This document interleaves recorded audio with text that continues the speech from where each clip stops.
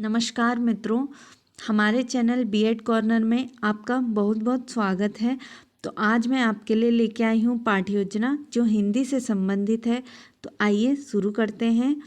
सबसे पहले दिनांक, कक्षा, विषय हिंदी, उपविषय गद्य, अवधि वादन, प्रकरण हो जाएगा संसार एक पुस्तक है। विद्यालय का नाम, सामान्य उद्देश्य। सामान्य उद्देश्य के बाद हमारा विशिष्ट उद्देश्य आ जाएगा, जिसके अंतर्गत ज्ञानात्मक, विशिष्ट उद्देश्य यानी कि बोधात्मक, अनुप्रयोगात्मक, विश्लेषणात्मक, संश्लेषण और अंतिम होगा मूल्यांकन। उसके बाद हमारी शिक्षण सहायक सामग्री आ जाएगी। शिक्षण सहायक सामग्री के पश्चात पूर्व ज्ञान।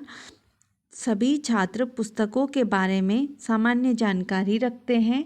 प्रस्तावना प्रश्न, जिसके अंतर्गत 5 प्रश्न लिखे गए हैं। पहला प्रश्न, बच्चों हम स्कूल क्यों जाते हैं? तो बच्चे उत्तर करेंगे पढ़ने के लिए। दूसरा, पढ़ने से हमें क्या मिलती है? तो बच्चे उत्तर करेंगे शिक्षा।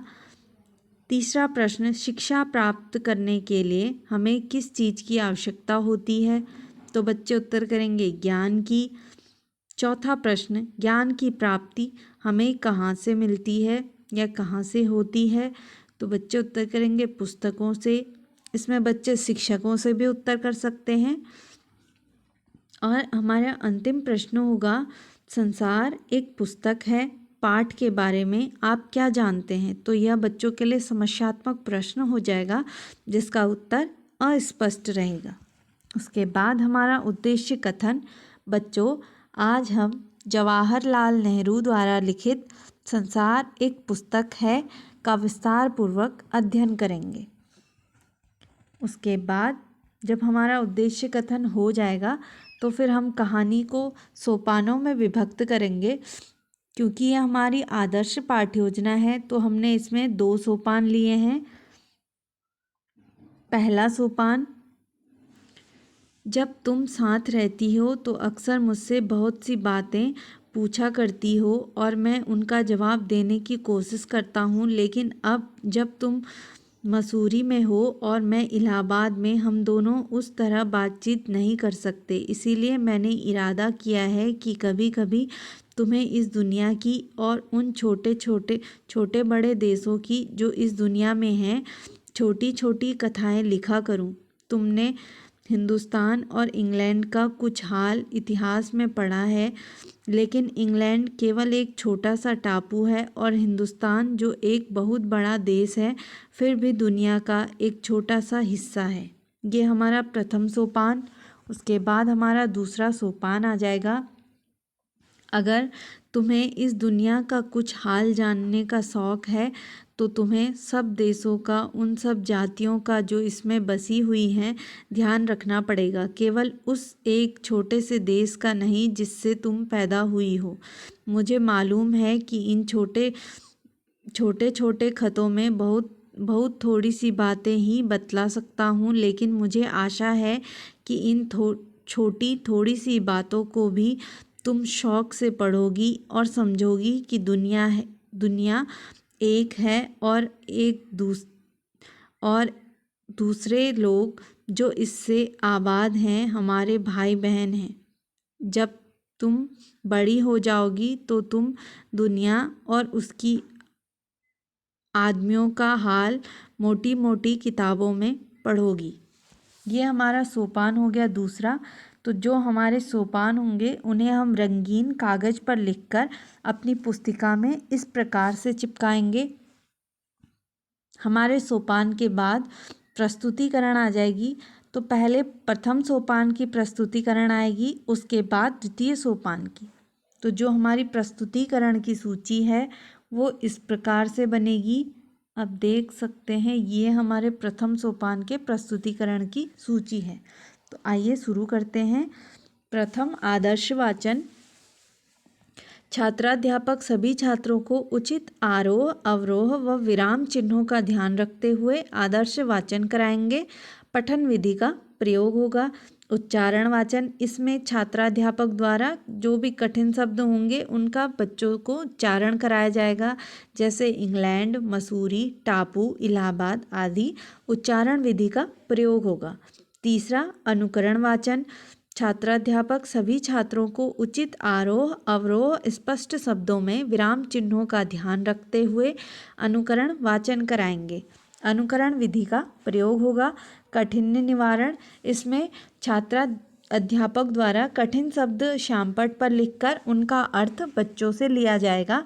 ये आप देख सकते हैं, हमने अपनी पुस्तिका में उसी श्यामपट्ट का सूक्ष्म रूप लगाया है। उसके बाद मौन वाचन, सभी छात्र मौन वाचन करेंगे, मौन विधि का प्रयोग। और अंतिम छठा बिंदु, विचार विश्लेषणात्मक प्रश्न। पहला प्रश्न, संसार एक पुस्तक है, पाठ के लेखक का नाम बताइए। तो बच्चे उत्तर करेंगे पंडित जवाहरलाल नेहरू। दूसरा, इंग्लैंड क्या है? तो बच्चे उत्तर करेंगे एक देश का टापू। उसके बाद हमारा मूल्यांकन प्रश्न आ जाएगा, संसार एक पुस्तक है, पाठ में किसका पत्र है? तो बच्चे उत्तर करेंगे। ये हमारी प्रथम सोपान के लिए प्रस्तुतिकरण थी। उसके बाद ये हमारी द्वितीय सोपान की प्रस्तुतिकरण आ जाएगी। प्रथम आदर्श वाचन, सभी छात्र छात्राएं ध्यानपूर्वक सुनेंगे, पठन विधि का प्रयोग होगा। उच्चारण वाचन, कठिन शब्दों का उच्चारण कराया जाएगा। शौक, आदमियों, जातियों, आबाद, उच्चारण विधि का प्रयोग। अनुकरण वाचन, सभी छात्र छात्राएं अनुकरण वाचन करेंगे, अनुकरण विधि का प्रयोग होगा।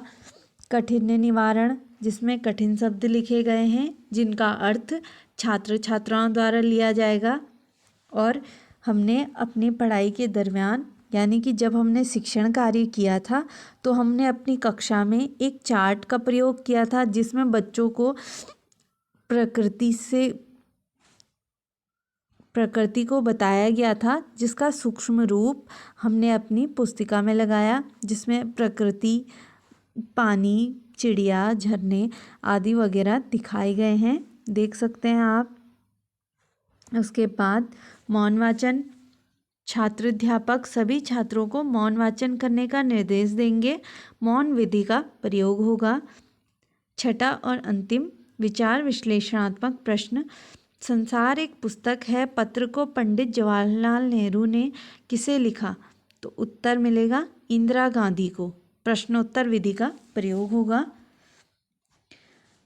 मूल्यांकन प्रश्न, मसूरी में कौन है? तो बच्चों ने जो कहानी में पढ़ा होगा कि मसूरी में कौन है, तो वो बच्चे उत्तर करेंगे।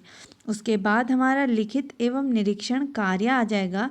छात्राध्यापक सभी छात्रों को श्यामपट्ट कार्य देकर अपनी उत्तर पुस्तिका में उतारने का निर्देशन देते हैं तथा स्वयं घूम घूम कर निरीक्षण कार्य करते हैं। उसके बाद हमारी पुनरावृत्ति प्रश्न आ जाएंगे। पहला प्रश्न, लेखक का पत्रों का संकलन किस नाम से है? दूसरा, लेखक ने संसार को पुस्तक क्यों कहा है? उसके बाद हमारा गृह कार्य आएगा।